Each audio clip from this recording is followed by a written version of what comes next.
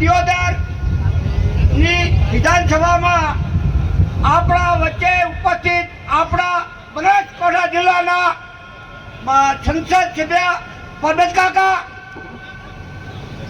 તેમજ આપણા ઉમેદવાર બનાસકાંઠા જિલ્લાના રેખાબેન ચૌધરી સાહેબ તેમજ તમામ મંચસ્થ સૌ આગેવાનો, વડીલો, ભાઈઓ, બહેનો અને માતાઓ, આપ સૌને મારે તો એક જ વિનંતી કરવાની છે કે ખરેખર ગુજરાતમાં ને પણ આખા હિન્દુસ્તાનમાં વિકાસ ચાલી રહ્યો હોય ત્યારે ખરેખર આપણે વિકાસના પંથે ચાલવાનું છે.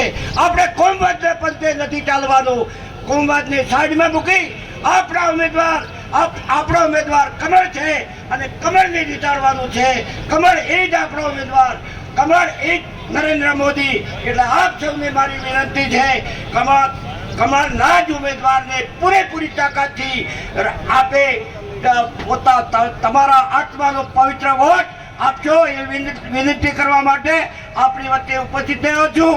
આપ સૌને ફરીથી વિનંતી કે દાન કરવું તો સુપાત્ર કરવું, કુપાત્ર ન કરવું અને ભારતીય જનતા પાર્ટીના ઉમેદવાર રેખાબેનને જીતાડજો એ વિનંતી સાથે મારી વાત પૂરી કરું છું. અસ્તુ ભારત માતાની જય.